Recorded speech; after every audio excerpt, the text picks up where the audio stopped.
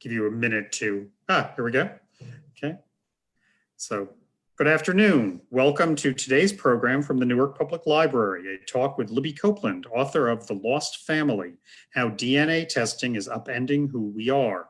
I'm Tom Ankner, the director of the Charles F. Cummings New Jersey Information Center at the library. Before we get started, I just wanted to encourage you all to fill out your census forms. Filling out the census is one small but very important thing everyone can do right now to help our city and our communities. If you haven't done so yet, please go to my2020census.gov and fill out the brief questionnaire.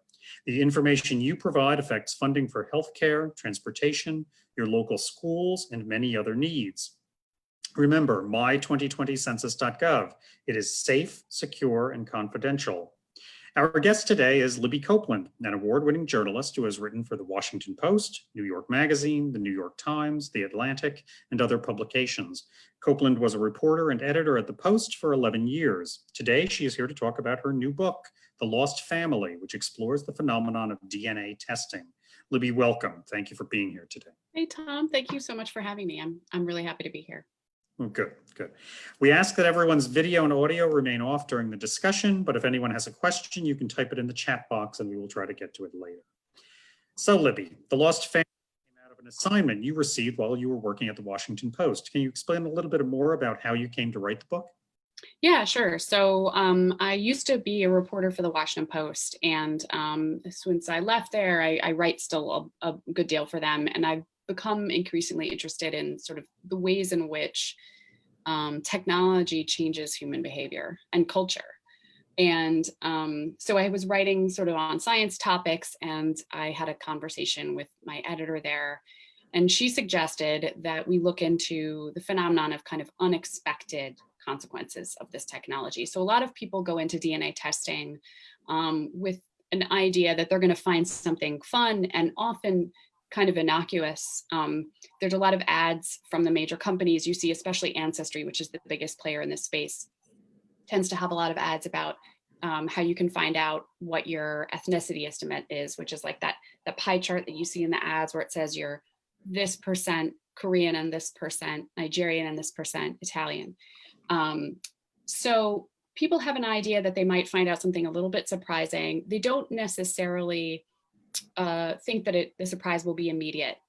And the companies will often say, like, you may discover unexpected relatives, but most people in my experience don't expect that statistical possibility will apply to them.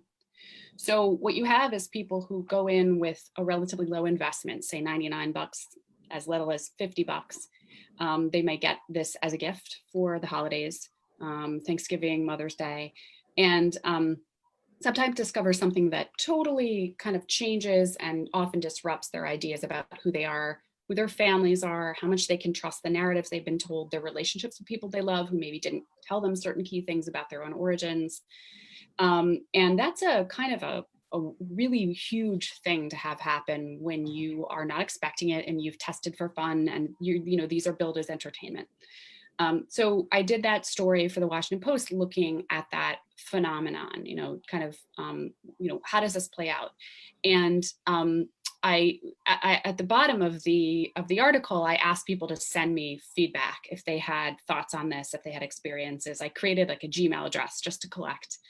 And the first time I logged into this Gmail address, I was like, oh my goodness, because the story, it went viral. It wound up being, published elsewhere in other newspapers, even as far as Ireland, because the story had an Irish component. And all of a sudden I had like literally hundreds of people saying, well, this happened to me. Let me tell you what happened to me. And each story was different. And there was such a wide swath of people that were affected. And the ways in which the stories played out were so myriad.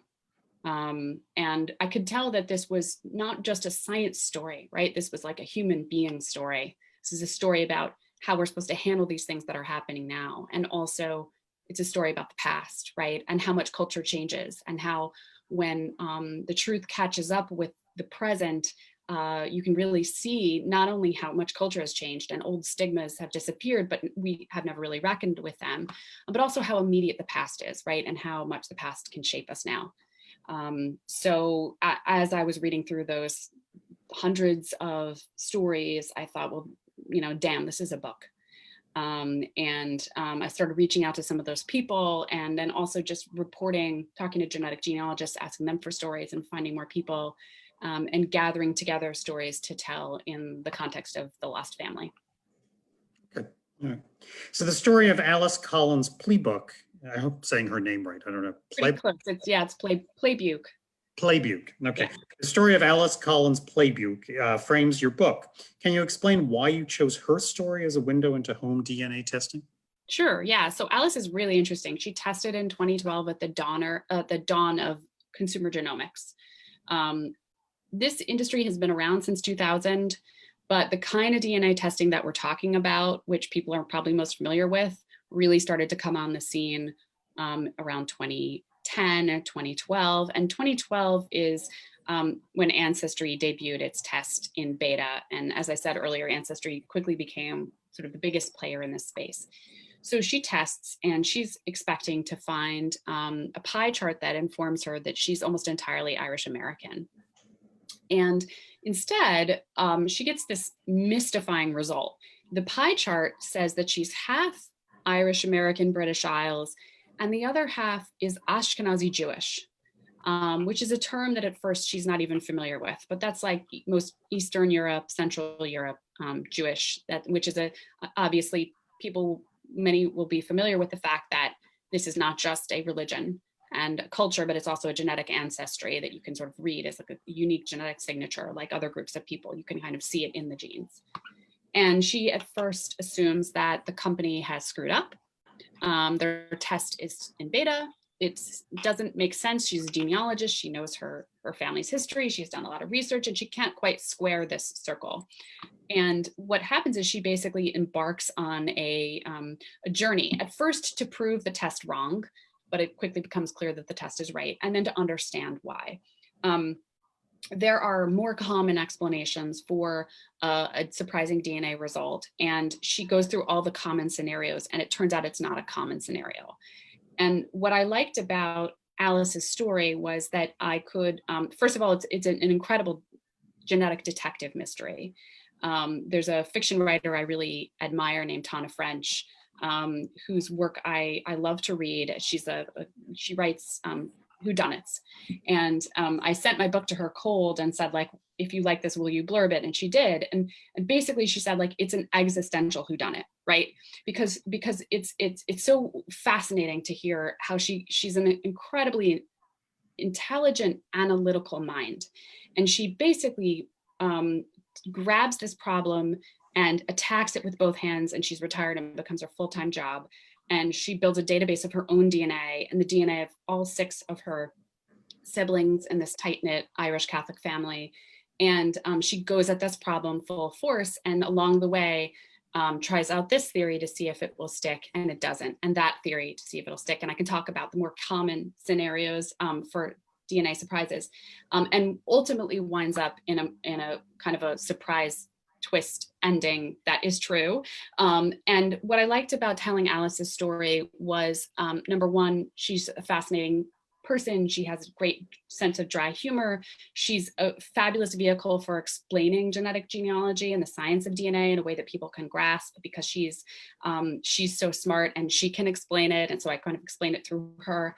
But also, going through the theories that she went through and recreating that search allows me to then show all the different ways in which DNA testing can play out, and all the ways in which the surprises typically are explained, even though in Alice's case, they turn out to not to be any of those scenarios. It's super unexpected for her.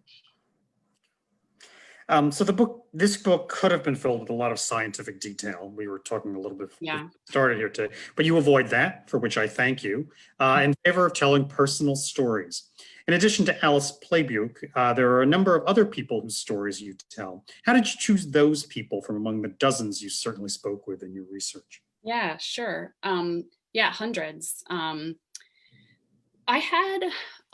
knew that, like, there were, the more common scenarios, and I wanted to give a sense of the different categories of folks who are affected, and also a sense of the different ways it plays out in terms of, for lack of a better term, happy endings and sad endings. And I put that in quotes because it's never that pat, and it's actually never ends, right? This is something that you process through the rest of your life. And it can be really, you can have a really varied reaction from members of a family, where some people in a family shut you out and others are willing to have relationships with you and maybe not be open about them, or maybe be open. It can be incredibly complicated. So who's affected by this? So I was interested in talking about the phenomenon of the NPE. And an NPE stands for non-paternity event, or not parent expected. And that's a term that has been around for a while in the context of genealogy. In the context of DNA testing, it's become so common, so incredibly common, that there are Facebook groups and organizations now with NPE in the name, that people will sort of say, I'm an NPE, as if that's their identity. It's not quite mainstream yet as a term, but like within certain circles, the term is incredibly mainstream. And there's some statistics that suggest that about 2% of the population experiences an NPE. So, or is like the product of it, right? Or per generation, there's a 2% NPE rate, slightly less, 1.9. So if you spread that across the more than 35 million people who've done a DNA test at this point, you're getting significant numbers. Yeah. Another scenario that is common is the discovery of a half sibling that you don't know about, sometimes a full sibling, but very often a half sibling. And that can happen through an NPE, like if you realize you're not related to your father genetically. But it can also happen when you are related genetically to both your parents, but one of those parents had a child at some point, either after you were born or before you were born. Another large group of people who use DNA testing and have been using genetic genealogy techniques for a decade to find family are people who were adopted. And in many states, there's no capacity to access your original birth certificate, which would have all that information on it, or identifying information. And so those people are basically shut out of understanding their genetic origins, and there's a great hunger to understand them. And at a certain point, people who were adopted figured out that they could start using these techniques. And the techniques that in the very beginning were incredibly complicated and that Alice uses to find genetic family were later used to start solving cold crimes. So you've heard of the Golden State Killer. That happened in 2018. Those cases, that application of that use had been used as far back as, say, 2010 or so, or 2011. But it had never been used for crime solving before. So it was not new. It was just new in its application. So you have NPEs, adopted persons. You have people who are donor conceived. Sometimes were never told, particularly if they were conceived, 50 or 60 decades ago. And sometimes they're discovering many, many siblings. So they're maybe discovering upwards of 50. There are cases of sprawling genetic networks of between 100 and 200 half siblings in this country. And what's astonishing about that is that the technology of DNA testing kind of intersecting or colliding with another technology, which is fertility banks and donor insemination. And there's no legal limits on the number of children that a single sperm donor can conceive. And in the past, you might have had 100 half siblings, maybe some of them living in your area, and you would not have known it. And you might have gone to school with them, and you might have been friends with them. And we've seen cases of that. And now it's being revealed exactly how many half siblings a person can have. And that's raising all sorts of really interesting questions about not only how, the guidelines for this industry, for sure, and also like, what is family? How do you forge relationships with all those people if you discover them in your 40s? And that's a really big thing to be confronted with. So people are really struggling with extremely important questions about themselves, about their own identities, about their families right now as a result of DNA testing, and not just DNA testing, but practices that we didn't know about until DNA testing came along and revealed them. You tell one story in your book. I remember there was one woman who was donor conceived, and she tracked down her father. And she had, not everyone has this experience, but she had a very pleasant experience. He invited her into his life and introduced her to his wife and his daughters, the daughters he raised. And she ended up going on to meet other people who he had also been donor conceived by this gentleman. And it kind of expanded the family, right? I mean, that was Yeah. I thought that was an interesting experience, because not everyone has that experience. Sometimes they'll reach out to someone um, Yeah. after taking a DNA test, and it will be a very negative experience. But that was Yeah. one. Can you talk a little bit about that? Yeah, that's a really interesting experience. Her name was Stephanie, and her story is interesting because she was so thoughtful about the whole process and so introspective about what it meant to her. She has become something of an advisor to other donor conceived people in terms of how to write a letter. How do you make that first contact with your donor? And I include a whole kind of wealth of her thoughts and insights about exactly how to phrase a letter of introduction to your genetic father, which is like an incredibly big topic. You know, as I say in the book, you know, you could write multiple dissertations just on the topic of how to phrase a letter of introduction to your genetic father. Not that you necessarily have all that much control, because, you know, he may react however he reacts, even with the most perfect letter.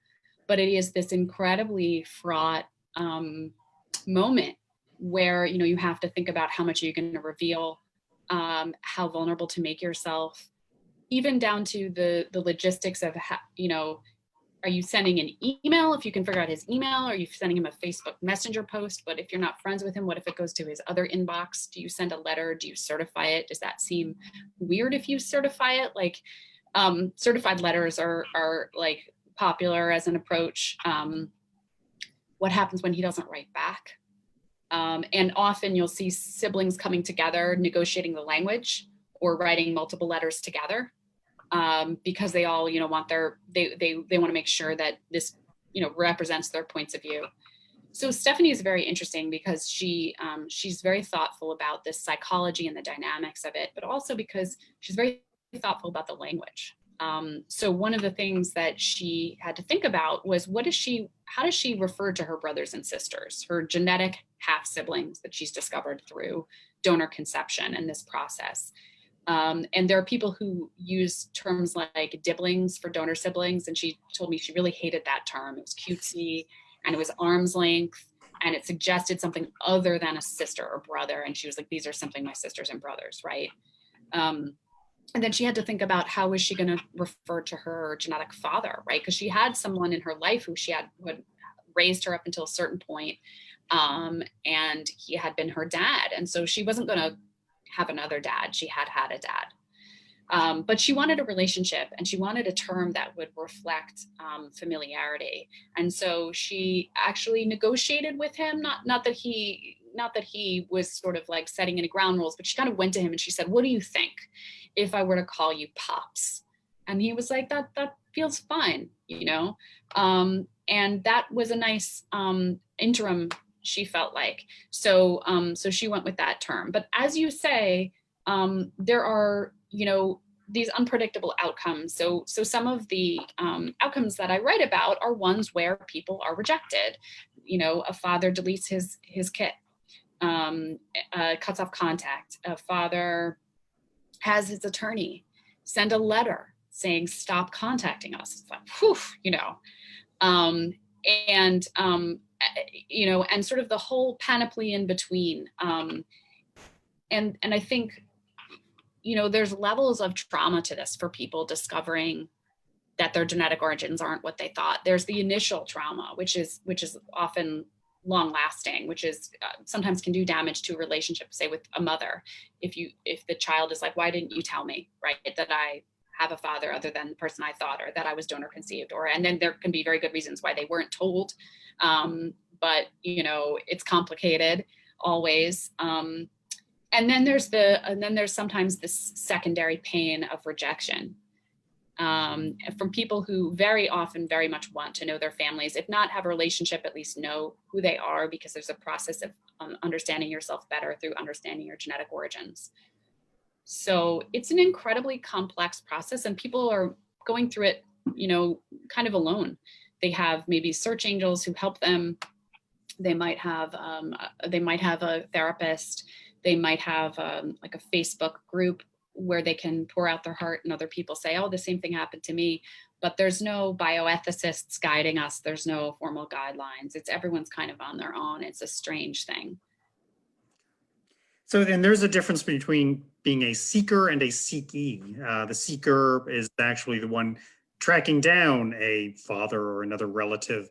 The seekee is someone who may be caught totally by surprise when that person contacts them. Can you talk a little bit about the difference between the two? Yeah, so I came to think of us as really a nation of seekers. I think America's becoming a nation of seekers. You see this incredible rise in DNA testing in the last 10 years, and you see this incredible rise in access to and desire for genealogical research materials. So we're having this moment of trying to understand ourselves through understanding the past. That's like a really big deal right now. And it's a really big business too. And I was able to travel to 2 of the companies that offer DNA testing. The oldest one, which is called Family Tree DNA in Texas, and the biggest one, which is Ancestry, and it's in Utah. And I was able to tour both of those buildings and to kind of understand the business a little bit better.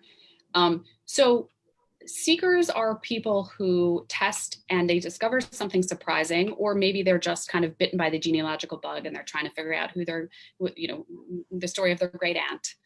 And they kind of go deep. Like they go and they fall in the rabbit hole. I call it a rabbit hole. Like it happened a little bit to me when I was researching. And they kind of just like start trying to understand more and more. There are people who test and discover something surprising and back away, right? They're like, not right, not for me, not right now. Those stories are much harder to tell. But a lot of people, it's kind of like, I had a friend say to me once, I really want to tell you something, but I'm not sure how you'll react. And it's like super explosive. So do you want to know? And I was like, how can you set it up and expect me to say anything other than yes, yes, yes, right? And once you know, you can't unknow it. The people on the other side, I refer to them as seekies. They're the people who maybe never even took a DNA test, but they've been sort of found by the seeker. So some people who aren't familiar with DNA testing don't really understand how you can find someone if they have not done DNA testing themselves, but you can. So if I was, say I took a DNA test and I discovered that like I wasn't genetically related to my dad, which is not the case. I've taken many tests and he's tested and we are matched as parent and child. But let's say in this scenario, like I was trying to find him, and it turned out I wasn't related to him. And so I was looking for my genetic father. I could uncover the identity of my genetic father, even if he's never tested and isn't in any of the databases, just because I discover a first cousin, or a second cousin, or maybe a half sibling, or, sometimes even third and fourth cousins. Third and fourth cousins, you don't even know who they are. You might not have a relationship with them, but their decision to test implicates you in the technology, which is very interesting, right? Because we all share genetic material. And what I would need to do in that case would be to do genealogical research to understand, sort of the common ancestors up at the top of the tree that unite me with this, say, second cousin, and then trace down using more genealogical materials and ultimately like things like social media and Facebook to understand the possible people who would be a candidate to be my genetic father, and then unravel it from there, maybe, asking another person to test, or I can figure it out just with the information that I have.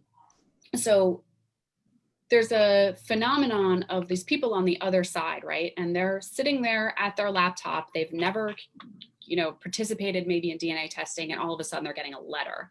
All of a sudden they're getting an email. Hey, did you donate sperm in 1968? Because I think I'm your child. And it is a completely different thing to be in charge of the process, right? to have tested. Maybe you didn't expect the surprise, but it came to you, but you had time to process it. Then you decided to take charge and you decided to do the search, and all that part of that process is giving you a sense of autonomy and a sense of agency in your own search. And the person on the other side is maybe not on that same timeline and not ready for this. And it may have implications for their relationship with their spouses and their own children that they raised. And it can be incredibly complicated. And so what happens is you have these people who are very closely genetically related, say the seeker and the seekee, say an adult child and their genetic parent.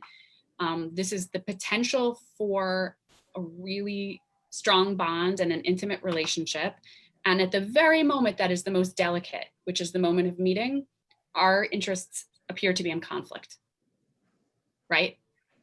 And if my announcing my existence appears to you to threaten your marriage, man, right? And that puts me as the seeker in an incredibly difficult position. It's not my fault, right? And on the other hand, the man being contacted may feel that he does not have an obligation to have a relationship with me or to acknowledge my existence or to even validate the science. Maybe he just says, I don't believe it, because that's easier. And so these can be incredibly complicated and complicated too, because he may not want a relationship, but it may not be in his hands, right? I may have already contacted a half sibling, or perhaps that half sibling tested and found me, and now we have a relationship. Maybe a cousin is the way I found him, and this cousin is now telling people about me, and all of a sudden it's out of his hands. It's just so incredibly complicated. I spoke to a Sikhi recently. I spoke to a few of them, and she was telling me that she was contacted by somebody who was actually a bit of a con artist. They were related, but they weren't being completely honest with her, and they were actually looking for money. Did you run into that a lot when you were? Wow, no. It sounds like a worst case scenario. Yeah. That's interesting, because over and over, when I interviewed people, they were concerned that somebody would want money, right? And oftentimes seekers were moved to do things like declare for like really early on, like, I'm not interested in your money, right? Like, just so you know, this is not a money thing. And some of the most delicate situations, I tell the story of an adopted woman named Linda who, things kind of went off the rails when her genetic father's family felt that she, was really just a gold digger. And she was so hurt by that, because that wasn't at all her intention. She told me. And so it really, led to a clash. So I've definitely seen situations where people have feared that, or have kind of tried to get in front of any assumptions on the part of their genetic family that might be what they're after. But this story is unusual in how it played out, the one you're telling me about. I haven't heard of other stories like that. Okay, I was curious, because when I heard that story, I was wondering if you encountered that. Okay. So how closely related was this individual who was contacted, the Sikhi, to the con artist relative? A distant cousin, I believe, second or third cousin, I believe. Okay. Yeah. That's weird. Yeah. Okay. So now you do raise, this whole situation does raise issues of privacy, though, right? And people even being tested and then suddenly being contacted by someone. What is the legal framework for dealing with these kinds of issues? If somebody doesn't want to be contacted, I mean, I guess you can't really protect someone's DNA, really, and in a way. I mean, I don't know what is there. Do mention something about it. There is a legal framework set up, but it's not really sufficient for all of the situations that are sometimes encountered. I think you talk about that a little bit in the book. Yeah, there isn't really any kind of legal framework. It is, there's a kind of a way that some genetic genealogists have framed it. And I think their thinking is you do not have an obligation to have a relationship with your genetic relatives, but neither are you, how to phrase it, but at the same time, a person has a right to know their genetic origins, right? They have a right to know their genetic origins, but not a right to, they can't insist on a relationship with their genetic relatives. So that's a bit of a dance, because the process of finding out your genetic origins often means that, the person on the other side does find out, or your contact, you can't know until you make contact. whether they want that relationship. And that process of making contact can lead to a really happy reunion, or it can be perceived as very disruptive to the person on the other side, right? And you don't know. So, you know, there's not really any kind of way in which you can keep your information from being discovered if, say, a second cousin of yours decides to test and somebody else decides to use that information to figure out your identity. In terms of like other privacy protections, that's something that's sort of actively debated and thought about, right? So there's you know, there's a lot of protections that the companies themselves put into place in order to make sure that this data isn't discovered somehow. And there's a fear of like a hacking, what would happen if information came out. And you've seen some cases where there've been hacking of information that was not genetic information, or there's a third party company called GEDmatch, which was recently breached. And so there's this, you know, there is that fear of that information kind of coming out, and what would people do with it if they could? And then there's other kind of privacy issues that have to do with protection against genetic discrimination by insurers, for instance, or some people object to the use of genetic information to solve cold crimes, which is a new trend that happened since the Golden State Killer in the last 2 years. So those kind of privacy issues certainly are being actively debated, and you could see that there could be some sort of regulation for some of them. But for the basic, for what interests me the most, which is the kind of human component of the family and the individual, and there's really no way at this point to not sort of at least be potentially affected by this technology. I talked to a bioethicist who said basically at this point you don't have the choice to opt out, right? So you may say like, I don't want my information in there, that's fine, but you know, if there's a genetic secret in your family, it's going to come out very, very likely. It's not a question of if but when. And so people who are in possession of those genetic secrets, maybe their child was donor conceived and they never told them, this is kind of the moment to consider getting in front of it and telling them, because the people that discover something really central about their identities this way will say that it is much better to find out through a trusted family member who loves you the truth than to find out by you spit into a vial and then you get like a link from 23andMe a few weeks later and it like doesn't make any sense, right? That's like a much less nice way to find out something really big about yourself. Yeah. So you've referred a couple of times to crimes being solved using some DNA data. Can you talk a little bit more about that?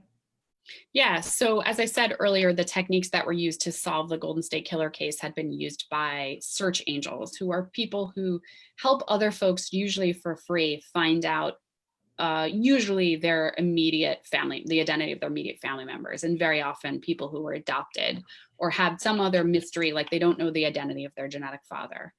And so in 2018, with the help of a genetic genealogist and search angel named Barbara Ray Venter, law enforcement decided to try this new approach. And what they did was they took crime scene DNA and they put it into GEDmatch, which is a kind of a third-party DNA database. So for the most part, the databases that most people test at are not accessible to law enforcement, with the exception of one company, which is Family Tree DNA, which is the oldest company, and also the smallest of the 4 major companies.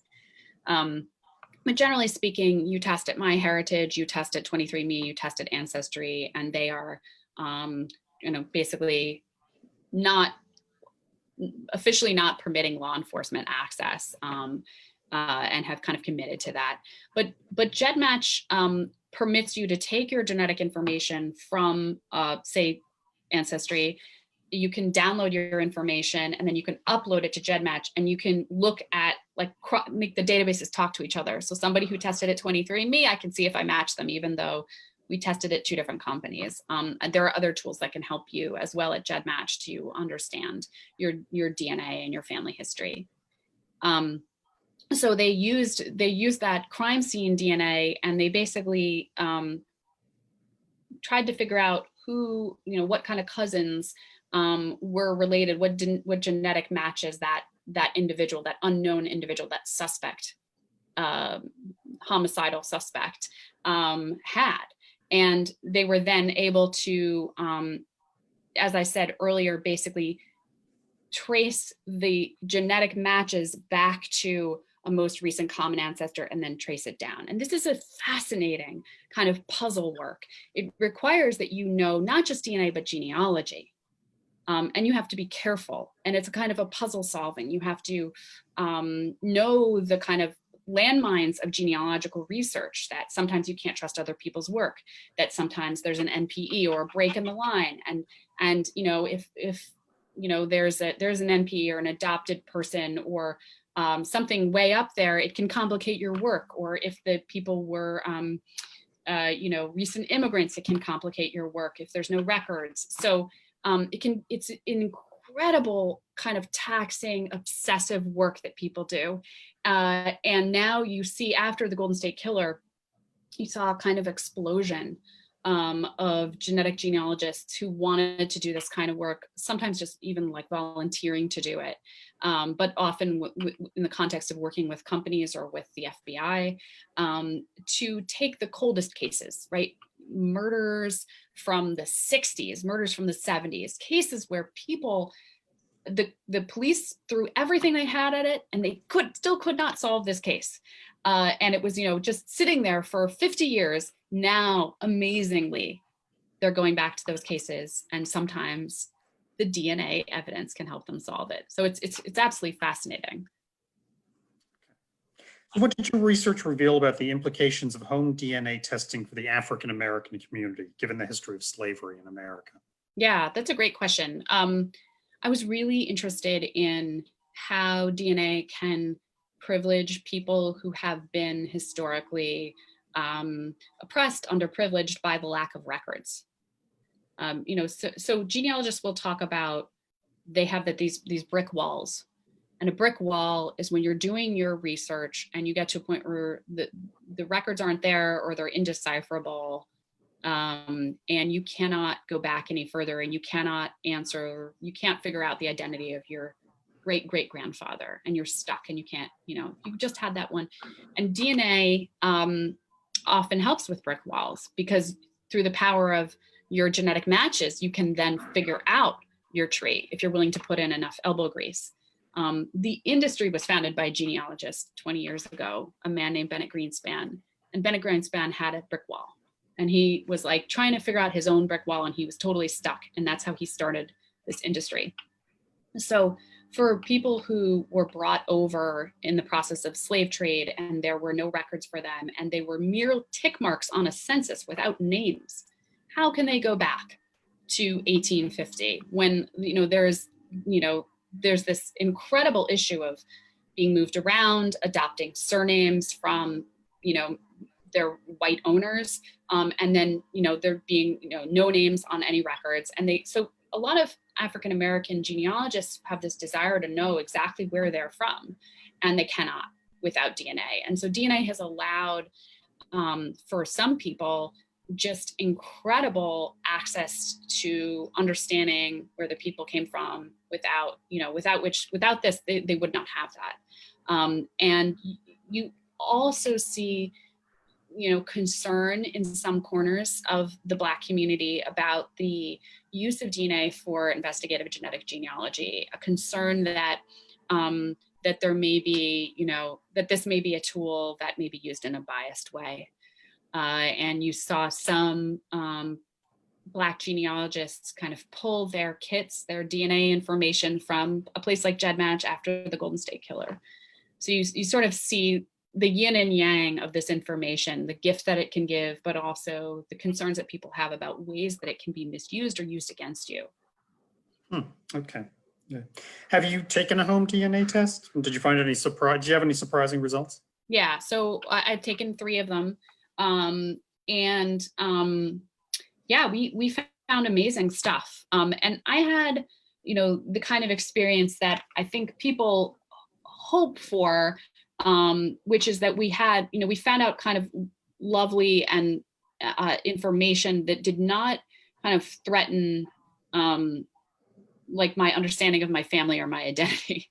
And that is, the more common experience. It's simply that, a significant minority, probably at this point, millions of Americans are getting unexpected results that are more kind of surprising, right? More kind of disruptive to their understandings of themselves. But the majority of people will either they'll find out nothing much interesting, right? I think you were saying like, yeah, just okay, and it's interesting. Or they'll find something that kind of augments their family history research in a really cool way. So we were able to find my dad's second cousin in Sweden. And his grandmother came over in the 1890s, which seems like a long time ago. And yet to find a second cousin living, that doesn't actually feel that far away, right? It's not that distant of a relation. So when we actually went to Sweden in September, when you could still travel, in September of 2019, right after I handed in the book, I had done edits on it and fact checking. And we were able to meet my second cousin. And on my mother's side, she found a second cousin who survived as a Jew in Ukraine. That branch of the family we didn't know had lived at all, and they had survived all that World War II entailed somehow. And we have not been able to talk to them about how they survived that yet. There's some language barriers, but that's an amazing gift. And so, I really, again, think a lot about the yin yang of DNA, right? The gifts that it can give. And I have to say, the vast majority of people I interviewed who discovered something that I would describe as surprising and disruptive, and I think they might too, in many cases, my father's not my father kind of thing, they ultimately came around to feeling like they were better off knowing the truth, even when that truth was painful, which is really interesting and surprising. Because we place such a high premium on the truth, because it alters your sense of yourself, because it causes you to better understand how you grew up. There's all these reasons why knowing the truth can be a real gift. And yet on the other side, for the Sikhis, that's not always the case. And that's why you have those stories of siblings rejecting siblings, fathers deleting kits, and that sort of thing. So it's a kind of a clash. It's a real clash of interests.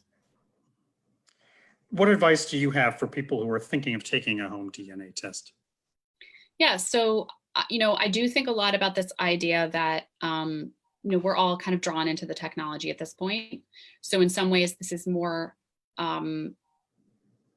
advice for those who might have a secret that they haven't imparted yet, and to think about whether there's a way to do that. And there are a handful of folks who can advise you with that. There's a wonderful genetic counselor named Brianne Kirkpatrick who runs a company called Watershed DNA, and there are psychologists out there who are starting to work in this field, helping with NPEs and so on. There are people you can kind of talk to and say, like, how do I broach this with my child, right? So I think, the advice then in that case is in some ways for all of us, whether or not you ever take a test, to think about whether there's something that you might want to proactively divulge. And I mean, I think if you're going to take a DNA test, you should know that, there is a small but significant statistical possibility, probably in the,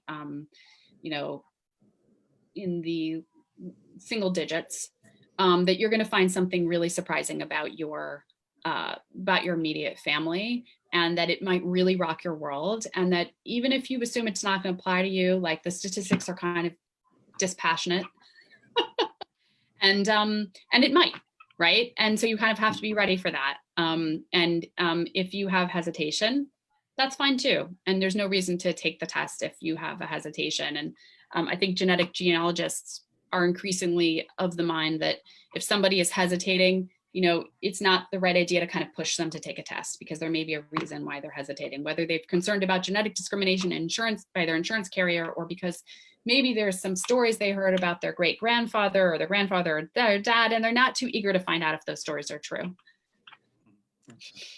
So I just want to look at the chat room now for some, we have some comments and questions here from Facebook, because we're showing this on Facebook too. A woman wrote in, she said, I found family in Hawaii and she's a cousin. She's just like me with her life intention and career. So cool to see the same interests. Did you run into that a lot? People who would find these distant relatives and find were very similar to them? Yeah, it's really interesting because there's a real delicate balance between nature and nurture in all of these stories. Sometimes we are at risk, I find, of reading too much into things. So there's a guy I interviewed who thought he found his dad, turned out not to be, but he was looking so hard for commonalities that he thought he found them. And later he told me, I was just so damn eager to have this guy be my dad, right? That I read into the fact that we have the same height, and I read into the fact that we have the same personality, right? And then it turned out when he met his actual genetic father, he was like, oh, okay, I'm looking at his eyes and his eyes look like mine. He was so self-aware of how desire for connection can sometimes lead us to see patterns that aren't there. So that's one pile.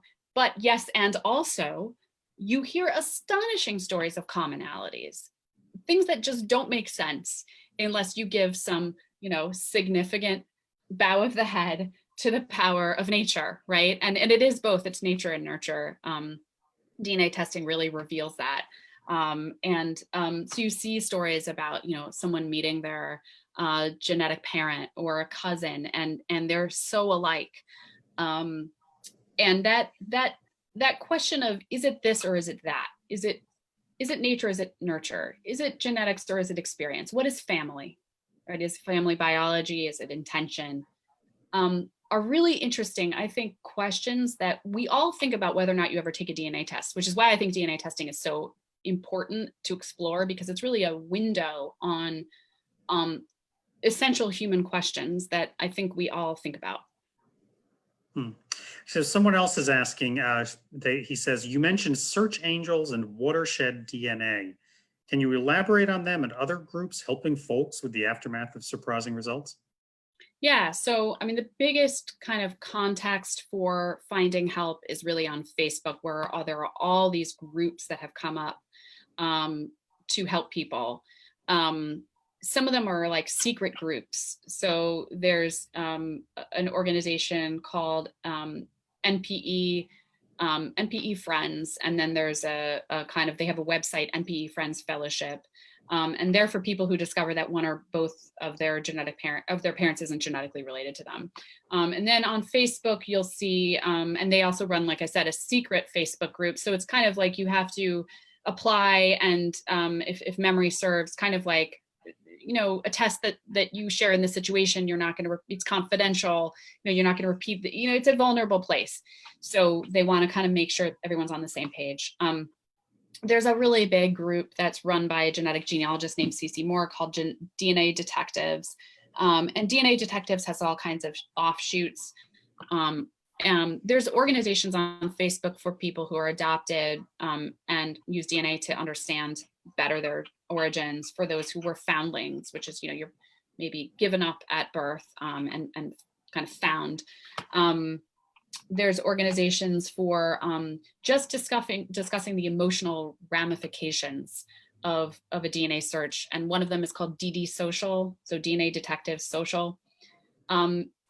There's all that. And then there's a kind of a growing cohort of psychologists who treat people. So there's a woman named Krista Driver who's on the West Coast, and she runs these online counseling groups for people who've experienced DNA surprises.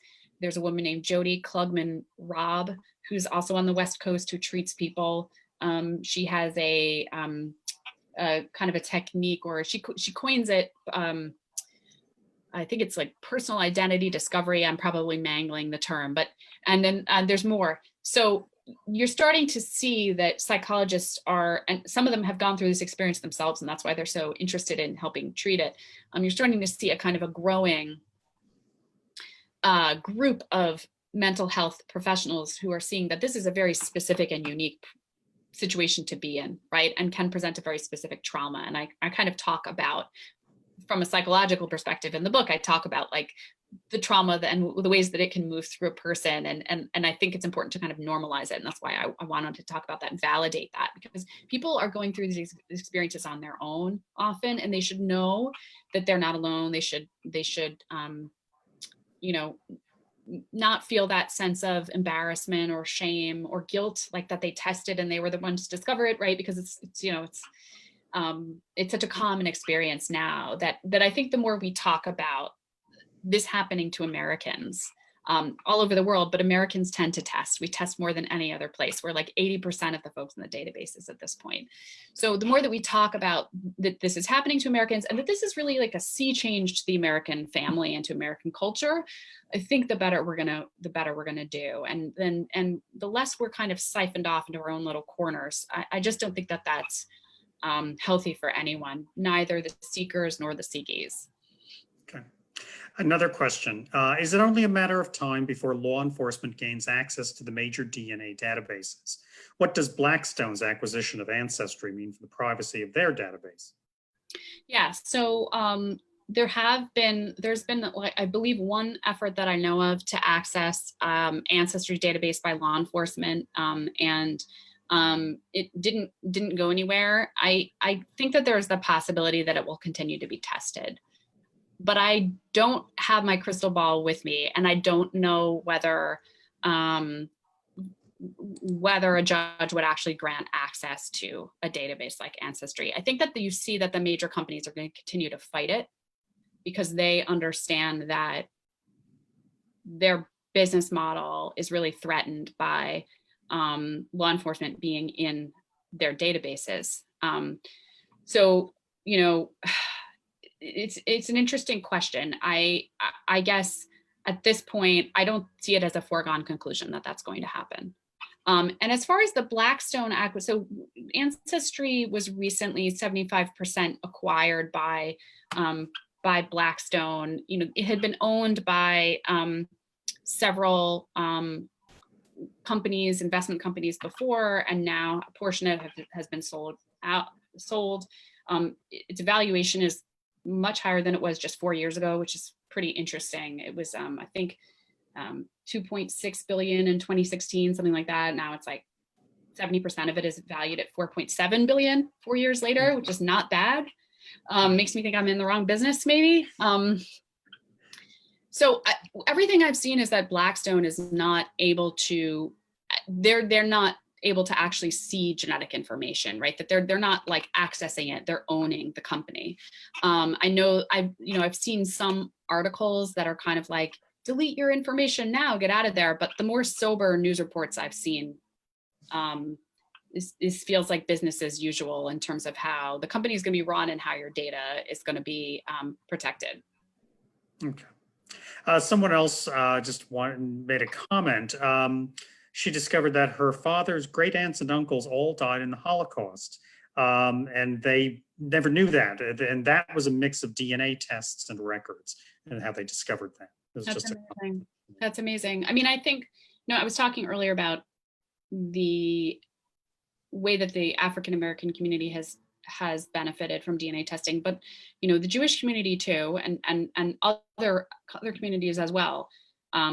There is a kind of erasure of people when you erase the records, and you find that in history, the people with the power are the people who have the records, right? The people who can read, the people who can write, the people who have access to paper and writing materials, and who are considered worthy of being recorded. And the amazing thing about DNA testing is the democratizing force of that, right? So when I went to the family history library in Utah when I was reporting for the book, and I said, well, I have Swedish ancestors, and I have German ancestors, and I have British ancestors, and I have Ashkenazi Jewish ancestors. And the guy that I was talking to there, who was like someone helping me through like an official, he was like, well, like we have the best Swedish records of like anywhere outside Sweden, I think he said. And I said, that's great, but I want to know about my Ashkenazi Jewish ancestors, right? Partly because I just happen to be the most interested in that story, because that's how I I affiliate myself culturally most strongly, but also because like they're the hardest to know anything about, right? There's not as many easily accessible records that I have been able to find. In some cases, they, emigrated more recently than some of my other ancestors. So the records would be abroad. And so when I hear a story like that, like the person who just offered their story of their relatives lost in the Holocaust, and part of that was through DNA, I just think, that's wonderful to be able to know. It's not wonderful that it happened. It's horrific, but to know that transparency, it's a real gift. Yeah. Okay, all right. And it doesn't look like we have any other questions, but thank you very much for being here. And to talk about your new book. So it's The Lost Family, How DNA Testing is Upending Who We Are. It's available on Amazon and at other booksellers. Okay, and thank you to everyone who sat in on our program today. For other Newark Public Library programs, please check our calendar at npl.org/calendar. Remember, every Monday at 1:00 p.m., library staff is on Zoom for NPL at Home programs, exploring exciting and interesting items in the special collections of the Newark Public Library. Next Monday, my colleague Huber Ayala will conduct a tour of the digital holdings of La Tribuna, a Cuban newspaper founded in Newark. That is Monday, August 17th at 1:00 p.m. on Zoom. Have a good day, everyone. Be safe.